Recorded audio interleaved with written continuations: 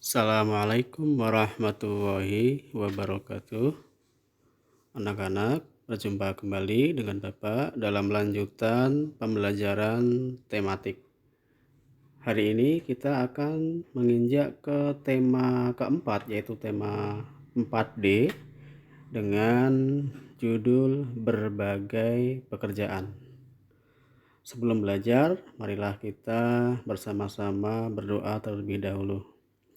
Bismillahirrahmanirrahim. Raditu billahi robba wa bil islami dina wa bi Muhammadin nabiyya wa rasula. Rabbi zidni ilma warzuqni fahma. Amin.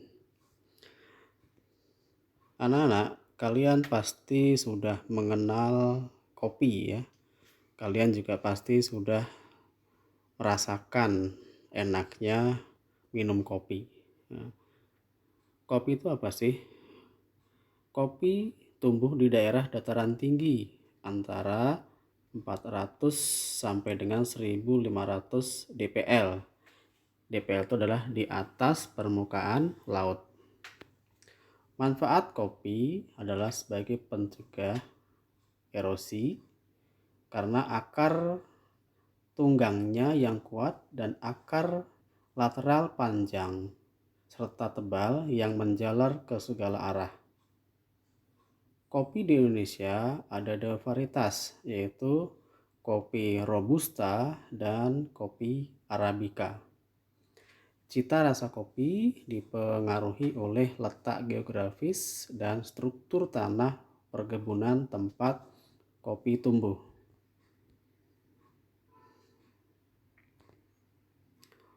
Pelestarian sumber daya air. Beberapa cara melestarikan sumber daya air. Yang pertama adalah menjaga kelestarian hutan. Mengapa harus menjaga kelestarian hutan? Karena hutan adalah tempat yang bagus untuk menyimpan air hujan. Ya.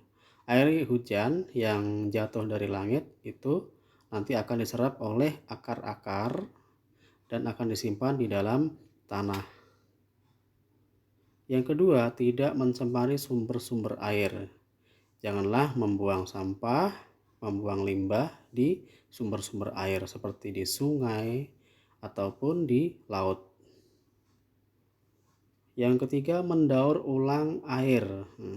Air yang sudah tercemar oleh limbah ataupun oleh sampah itu bisa kita daur ulang ya dengan melakukan penyaringan.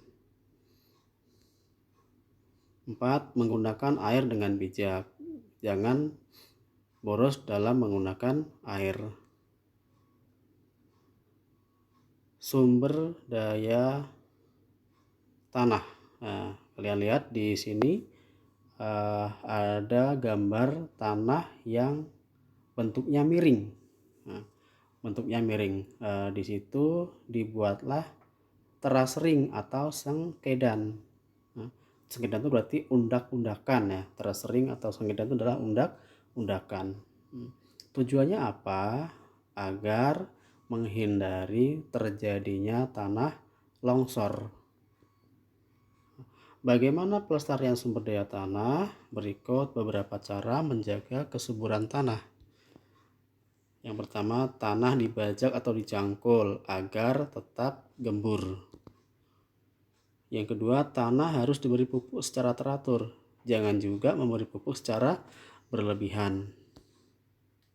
3. Tanah yang gundul atau itu perlu ditanami kembali agar tidak gersang. 4.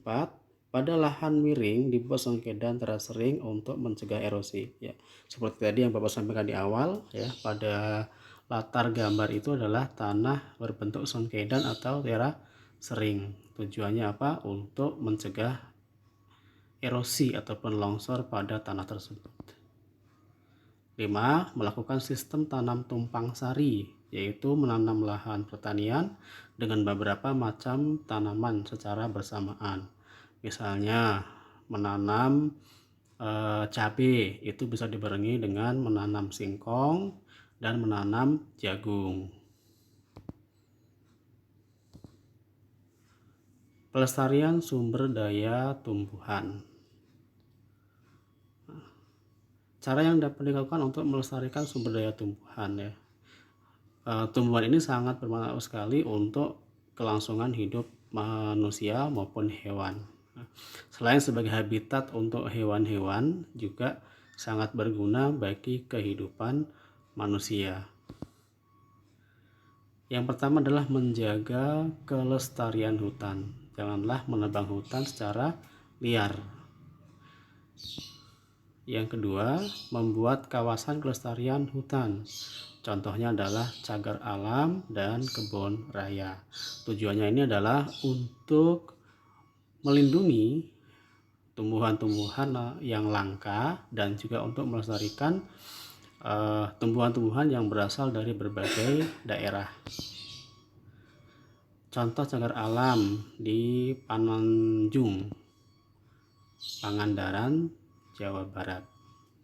Contoh juga untuk kebun raya itu ada di Kebun Raya Bogor. Pelestarian sumber daya hewan. Hewan di sini sangat bermanfaat untuk kelangsungan hidup manusia seperti sapi, kambing, ayam, bebek.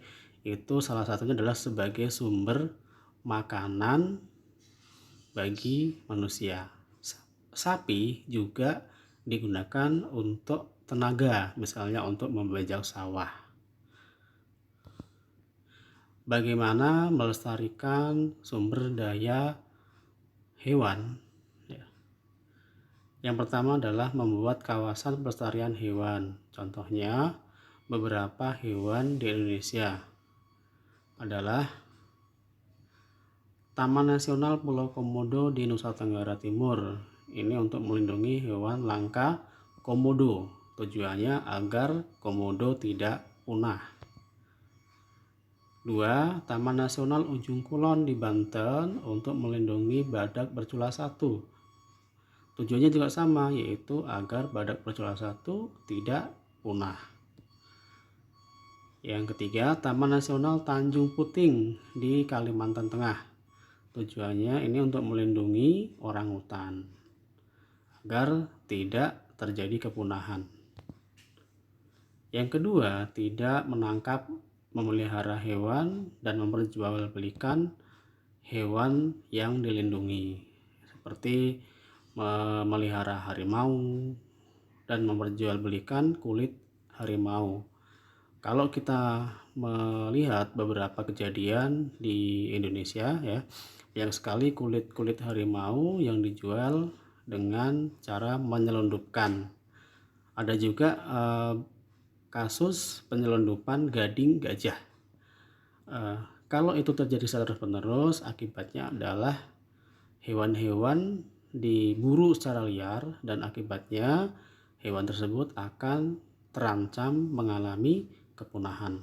Makanya dari pihak pemerintah itu mengeluarkan undang-undang untuk melindungi hewan langka agar tidak terjadi kepunahan pada hewan langka tersebut.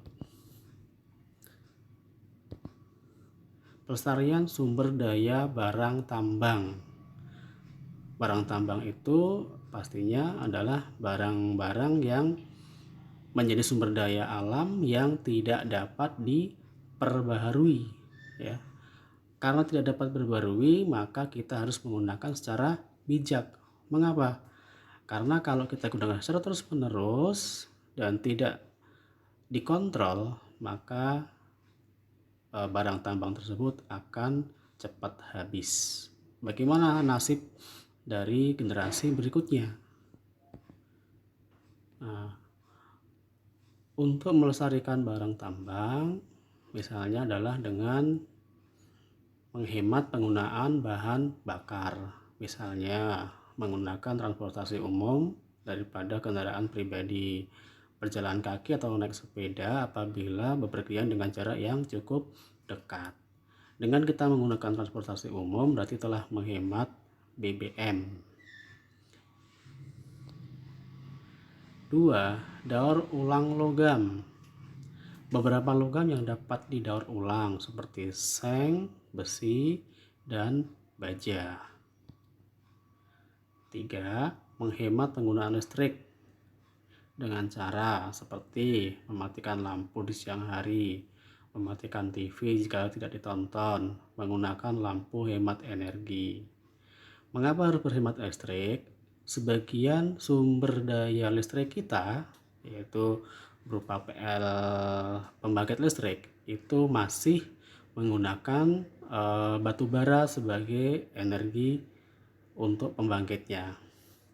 Apabila kita dapat menghemat listrik, maka penggunaan batu bara pun akan bisa dihemat, sehingga kita dapat menghemat penggunaan barang tambang. Nah, anak-anak, sekarang kita lihat ada 4 gambar di sini. Gambar pertama adalah Pak Ahmad seorang petani. Di situ Pak Ahmad sedang bekerja di sawah dengan beberapa pekerja lainnya. Gambar kedua adalah Pak Ahmad sedang memanen buah-buahan di kebun buahnya.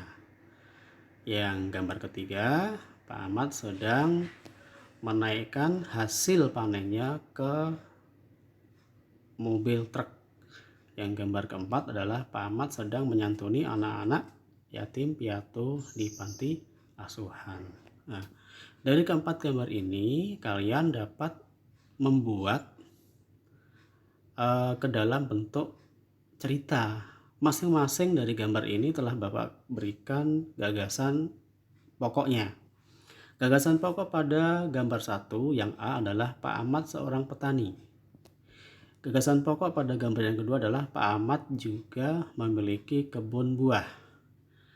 Gagasan pokok pada gambar ketiga adalah Pak Ahmad menjual hasilnya ke pasar. Dan gambar keempatnya adalah Pak Ahmad orang dermawan. Dari keempat gambar dan setiap gagasan pokok di atas kita dapat mengembangkannya menjadi sebuah paragraf. Ini contoh gambar yang pertama adalah aktivitas di sawah, sedang bercocok tanam dan sedang membajak sawah. Kita dapat buat dengan judul Pak Ahmad. Pada gambar 1 kita kembangkan menjadi paragraf pertama. Pak Ahmad seorang petani. Sawah Pak Ahmad sangat luas. Untuk mengelola sawah miliknya, Pak Ahmad mempekerjakan para tetangga. Sebagai imbalannya, tetangga Pak Ahmad tersebut mendapatkan sebagian dari hasil panen sawah yang dikelolanya. Itu adalah paragraf yang dikembangkan dari gagasan pokok pada gambar 1. Lihatlah pada gambar 2, sedang memanen buah di kebun buahnya. Nah, ini kita dapat kembangkan menjadi sebuah paragraf. Selain memiliki sawah, Pak Ahmad juga memiliki kebun buah. Di kebunnya itu, Pak Ahmad menanam buah jeruk dan apel. Pak Ahmad juga dibantu para tetangga untuk mengelola kebun tersebut. Bila musim panen tiba, mereka bekerja secara gotong royong untuk memetik dan mengumpulkan buah. Buah-buahan tersebut dijual ke pasar. Ini adalah pengembangan dari gagasan pokok pada gambar kedua, yaitu Pak Ahmad juga memiliki kebun buah. Pada gambar ketiga itu adalah aktivitas sedang menaikkan hasil buah-buahan yang telah dipetik dari kebun buah Pak Ahmad. Ini akan dibawa ke pasar. Bagaimana pengembangan dari paragraf yang akan kita buat? Lihat di sini. Nah, musim panen telah tiba. Kebun jeruk dan apel Pak Ahmad mempunyai buah yang sangat lebat. Pak Ahmad mempekerjakan para tetangganya untuk memetik jeruk dan apel di kebunnya. Hasil panen buah-buahan musim ini sangat melimpah. Pak Ahmad menjual hasil kebunnya ke pasar. Nah, ini adalah pengembangan dari gagasan pokok Pak Ahmad menjual hasil kebunnya di pasar pada gambar ketiga menjadi paragraf ketiga. Kemudian pada gambar terakhir, gambar keempat, gagasan pokoknya adalah Pak Ahmad seorang yang dermawan. Nah, kita lihat pengembangannya untuk paragraf keempat pada gambar keempat. Pak Ahmad juga dikenal sebagai orang yang dermawan. Sebagian keuntungan hasil pertaniannya selalu digunakan untuk kegiatan sosial. Misalnya, Pak Ahmad tak segan untuk memberikan bantuan bagi korban bencana atau anak-anak di panti asuhan. Itulah Pak Ahmad, seorang petani sukses yang juga memiliki sifat dermawan.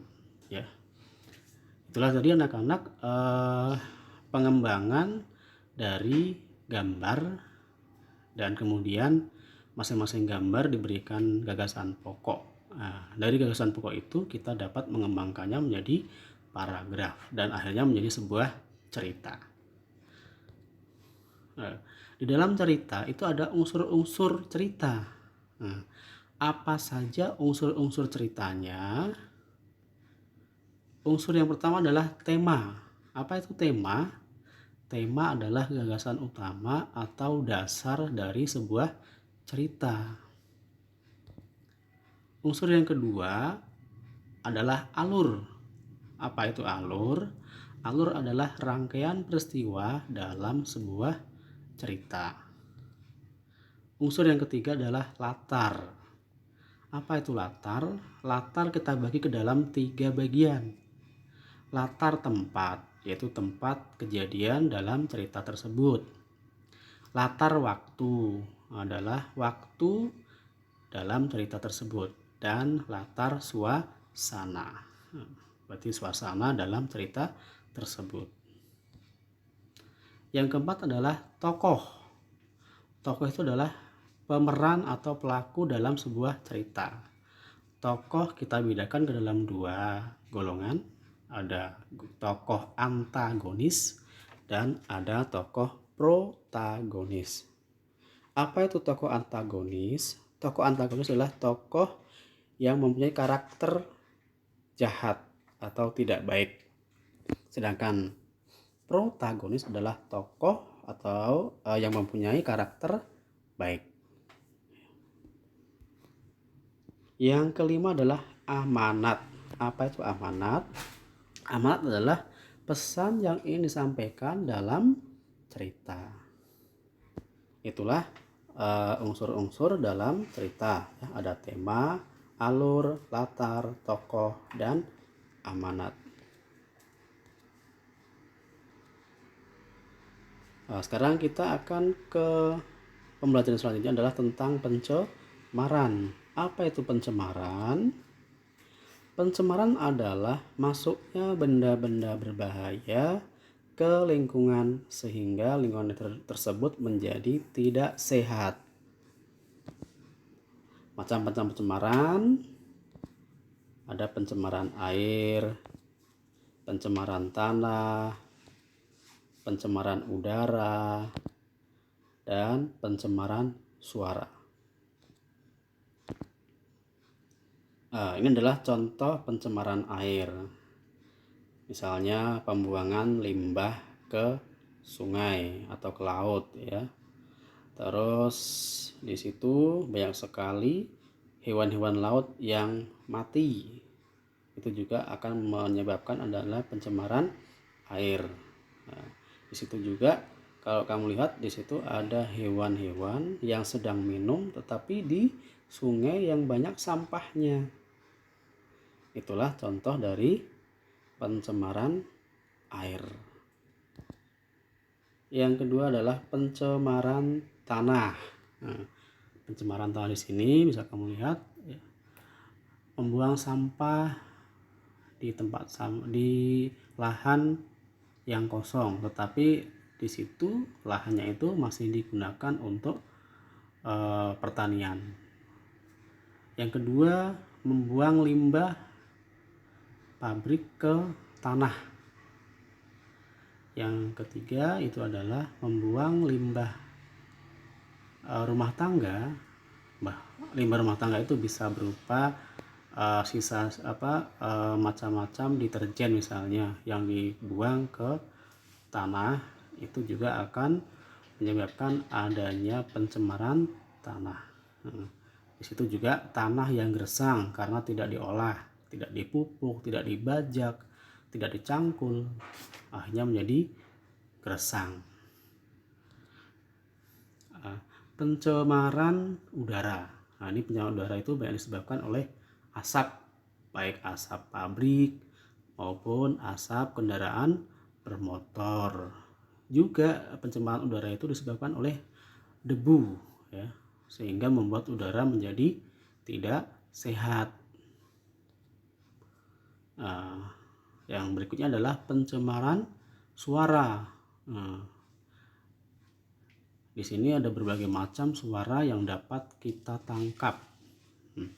Ada suara mobil, ada suara pesawat, ada suara helikopter, ada suara dari musik, ada suara dari tape recorder, ya. Itu kalau suaranya itu melampaui ambang batas, itu dapat menyebabkan yang namanya polusi suara.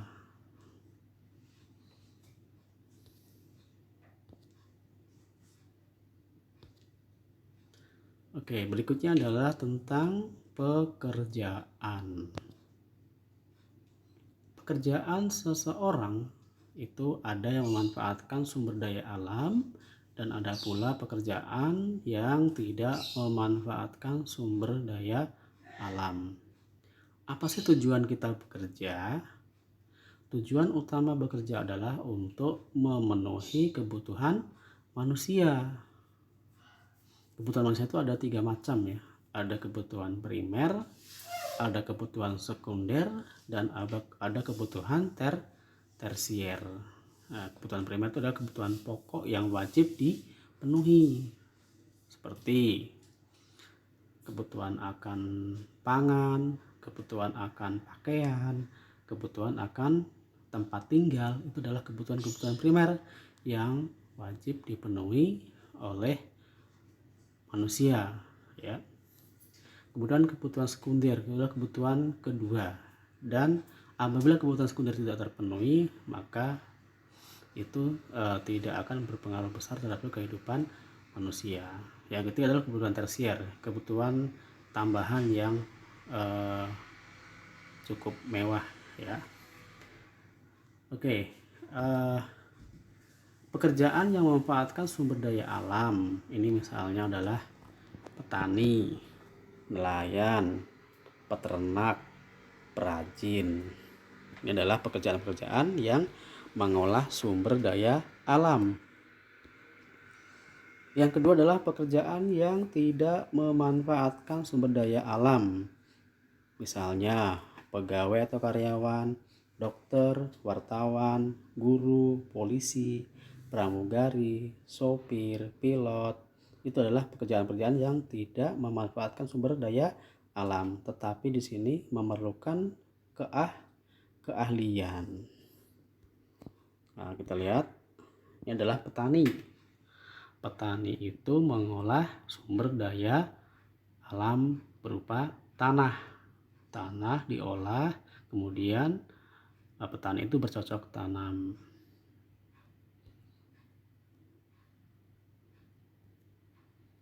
Kemudian ini adalah peternak.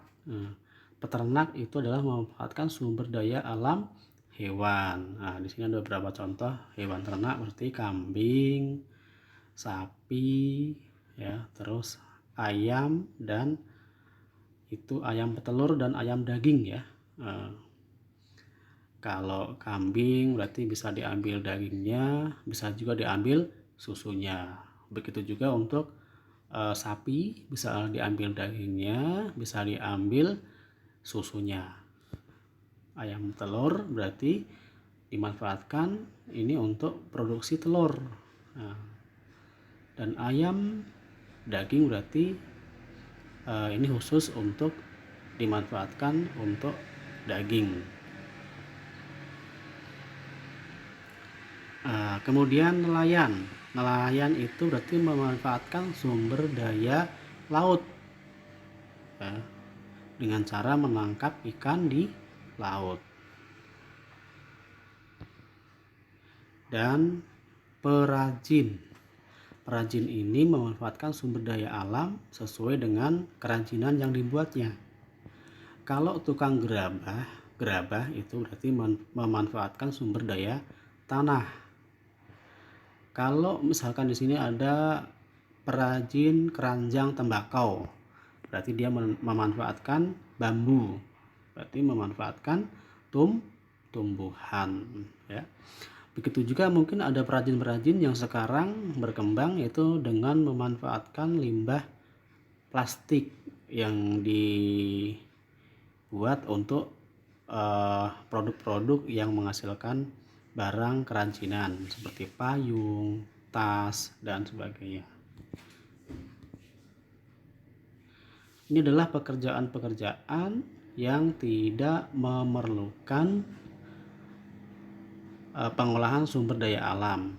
Seperti di sini ada dokter. Dokter itu berarti harus memiliki keahlian khusus. Ada pramuniaga, ada polisi, ada wartawan,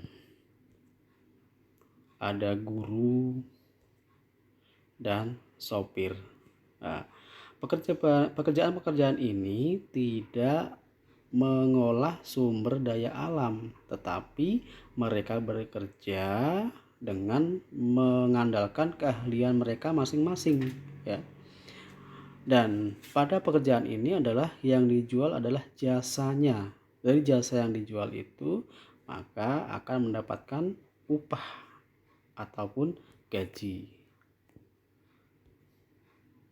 Nah, sekarang kalian ingat kembali ya, ini sering kalian ucapkan pada saat kita melakukan upacara hari Senin. Biasanya ada petugas pembaca Pancasila. Siapa yang membacakan Pancasila pada saat upacara? Pembina upacara. Nah, pastinya kalian sudah hafal sekali ya dengan sila-sila pada Pancasila.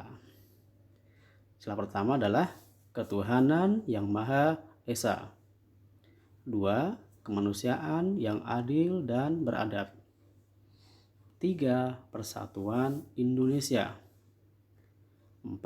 Kerakyatan yang dipimpin oleh hikmat kebijaksanaan dalam permusyawaratan perwakilan. 5. Keadilan sosial bagi seluruh rakyat Indonesia. Selain kalian menghafal dari sila-sila dari Pancasila ini, kalian harus tahu juga lambang-lambang atau simbol-simbol dari masing-masing sila tersebut. Nah, sila pertama, ketuhanan yang Maha Esa, itu dilambangkan dengan bintang. Sila kedua, kemanusiaan yang adil dan beradab, itu dilambangkan dengan rantai. Dan sila yang ketiga, persatuan Indonesia, itu dilambangkan dengan pohon beringin. Sila keempat, kerakyatan yang dipimpin oleh hikmat kebijaksanaan dalam permusyawaratan perwakilan, itu dilambangkan dengan kepala banteng. Dan yang sila kelima, keadilan sosial bagi seluruh rakyat Indonesia, itu dilambangkan dengan padi dan kapas. Oke, kita sekarang akan menginjak pada sila pertama. Beberapa contoh sikap yang sesuai dengan makna sila pertama. Apa? Sila pertama, ketuhanan yang Maha Esa. Yang pertama adalah percaya dan takwa terhadap Tuhan yang Maha Esa.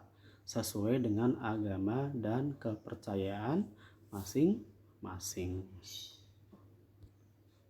Yang kedua, saling menghormati kebebasan menjalankan ibadah sesuai dengan agama dan kepercayaannya. 3. Membina kerukunan hidup dan toleransi antar umat beragama. 4. Menjaga dan menyayangi semua makhluk hidup ciptaan Tuhan. 5. Membina kerjasama dan tolong-menolong antar umat beragama. Anak-anak, sampai di sini materi pada hari ini ya. Sekarang tugas yang harus kalian kerjakan untuk hari ini. Yang pertama, kerjakan ayo jawab pada halaman 9. Tulis jawabanmu di buku tulis ya. Tugas yang kedua, ayo berlatih pada halaman 24. Di situ kan ada 4 gambar. 1, 2, 3, 4. Pada gambar yang pertama itu sudah ada ceritanya 1 paragraf. Kalian di sini diminta untuk mengembangkan gambar tersebut ke dalam paragraf-paragraf ya. Baik untuk gambar yang kedua, ketiga, dan keempat. Kalau kamu belum paham, boleh kamu lihat lagi di video di atas ya tentang Pak Ahmad. Atau kamu juga bisa melihat di buku tema 4D pada halaman 12 dan halaman 13. Tulis juga jawabanmu di buku tulis ya. Setelah itu, kamu kirimkan ke guru kelas masing-masing. Semangat mengerjakan. Oke anak-anak, terima kasih atas perhatian kalian semua. Tetap jaga kesehatan ya. Jangan sampai kita lengah terhadap pandemi ini ya.